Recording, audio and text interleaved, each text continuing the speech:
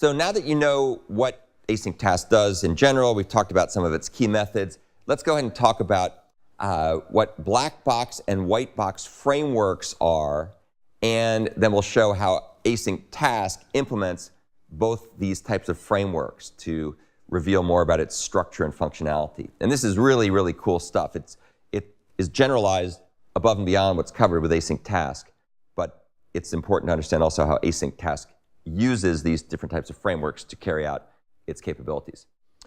So there are two general types of frameworks. One is called a black box framework, and a black box framework can be used simply by understanding the external interfaces of the objects that are part of the framework. So you don't have to know the internal details, you just have to know the APIs.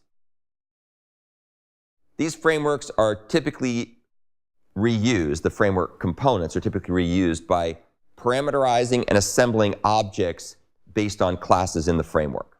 So they're used as a black box. You don't know what they look like under the hood. The alternative approach are called white box frameworks. And this is where you have to know something about the internals of the framework. You have to know, for example, like with the template method pattern, which of those hook methods get called back and how to customize them and extend them and so on and so forth. In this environment, the framework elements are typically reused by subclassing and overriding hook methods. So that's how white box frameworks get used. Each category of these frameworks uses different types of patterns. And if you want to read a nice article, go look here. There's an article that talks about designing reusable classes with frameworks, and it goes into more detail about black box and white box frameworks. So black box frameworks typically use patterns like the strategy pattern. And so you'll have strategies where there's kind of, you plug and play them, and you give them the strategy instances, and then the framework calls back on them as it needs to in order to get the job done. And I'll show you in a second how the AsyncTask uses some black box elements using strategy. In contrast, white box frameworks often use patterns that emphasize extensibility by subclassing. So a classic example there would be the template method pattern, where you have to know something about what the template method's algorithm is, and then you have these primitive operations that can be overridden by concrete classes. The AsyncTask framework embodies both black box and white box frameworks. Some frameworks are entirely black box, some frameworks are entirely white box, but the AsyncTask has elements of both black box and white box frameworks. So it makes it a particularly good example to illustrate the concepts that we're talking about here. So let's start first by quickly going through the white box elements in the AsyncTask framework. So the white box elements enable these long duration operations to interact with the user interface thread. And they include, it's basically the template method pattern. So when the execute method is called, then the framework will dictate the control flow by making callbacks on the various lifecycle hook methods. So we've got on pre-execute, which is used to initialize stuff. We have do in background, which does the long-running tasks in a background thread. And then on post-execute gets called when everything's finished. So these are all hook methods that you either have to, in the case of do in background, or may override in your subclass, and they'll be called back automatically by the AsyncTask framework, by the template method portions of the framework. So these three methods are examples of things you have to subclass, or could subclass, and override, and customize using the template method pattern. So that part's the white box part.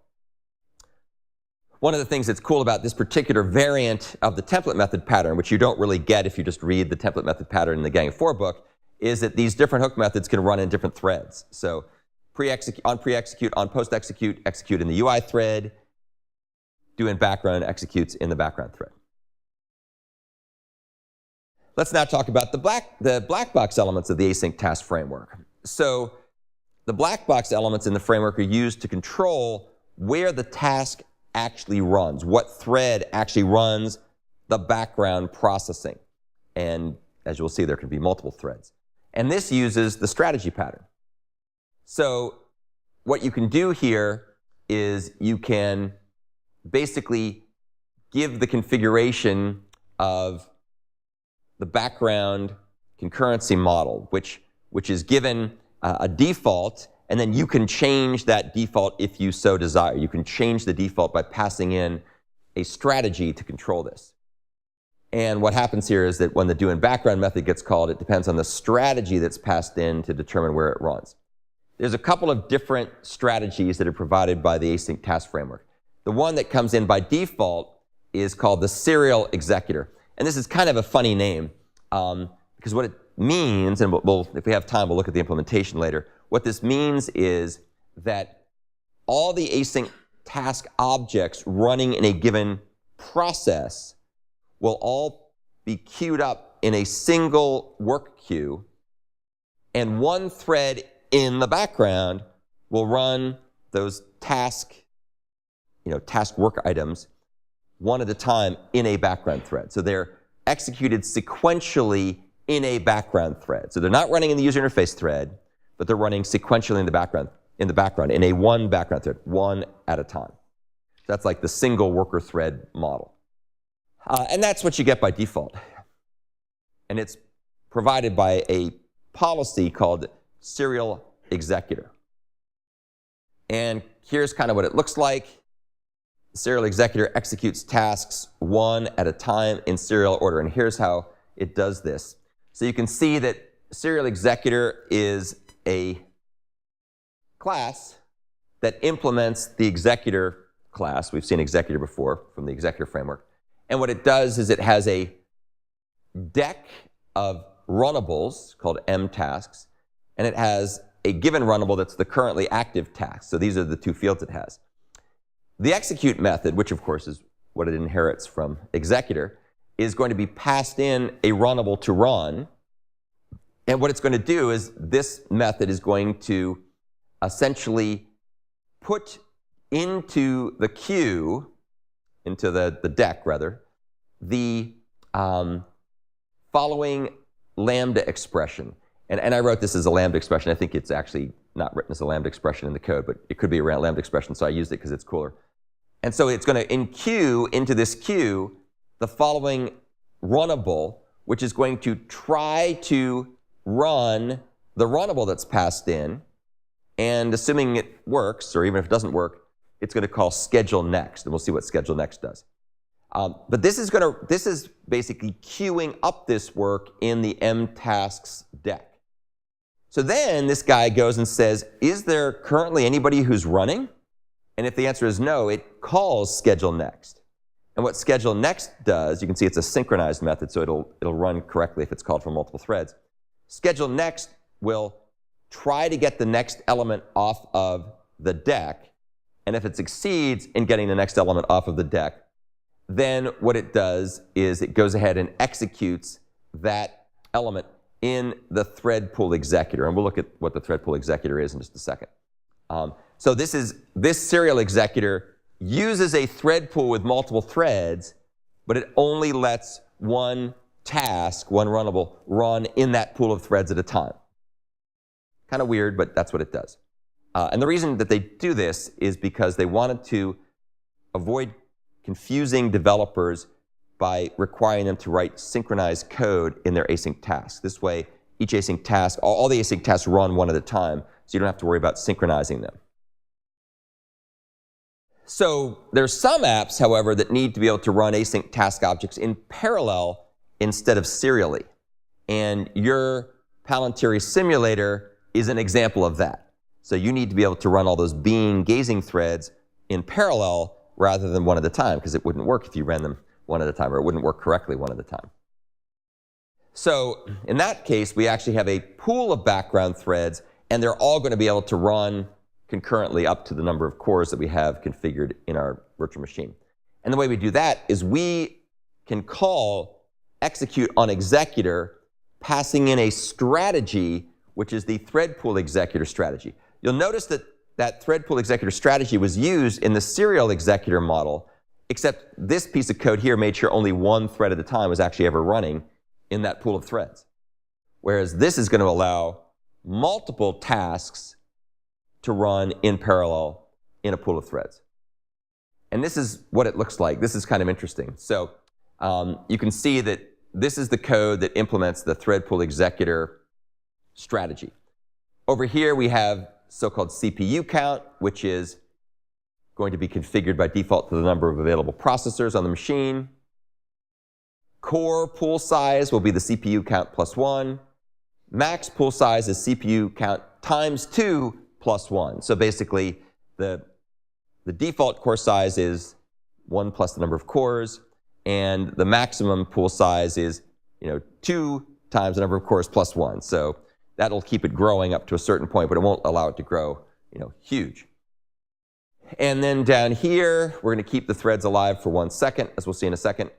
We have a linked blocking queue of 128 runnables. So if all the threads, all the cores are busy, then we just queue things up to this amount.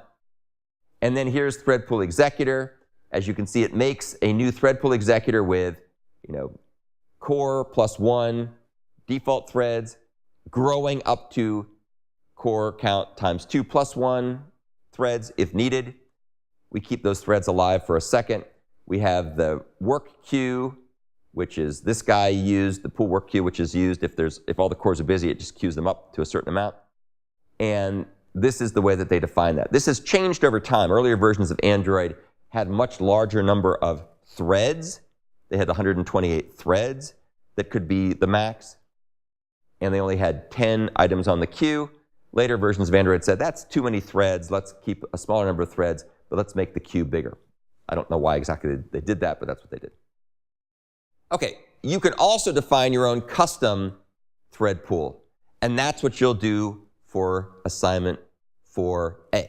So you'll make your own thread pool with being count number of threads as the core thread pool size, and the max thread pool size will be as many beings that you want to have gazing concurrently.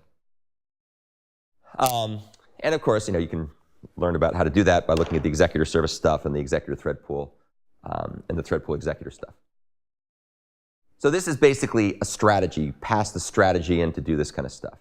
And you can execute serial executor strategy, thread pool executor strategy, custom executor strategy, whatever.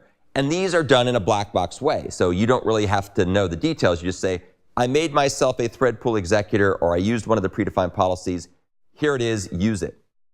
So that's basically the black box way of doing things. AsyncTask ensures that certain operations are thread safe without requiring users to explicitly put locks in their code. And in particular, if you set fields in the AsyncTask constructor or on pre-execute, those fields will be properly propagated to the background thread because they have synchronizers somewhere that will flush the caches. Likewise, if you set fields of the object in do in background and then refer to those things in on progress update or on post execute, those will also be properly flushed as needed in order to ensure memory consistency. And we've talked about memory consistency earlier. Okay, so that's the end of the discussion about the AsyncTask framework, and I also gave you a little snippet of an idea of how the code actually works under the hood. And it's pretty cool. What's interesting about it is they basically took a whole bunch of features from Java's Executor framework and combined them with this Android stuff to make everything work together in a very flexible and relatively easy to program and easy to understand way.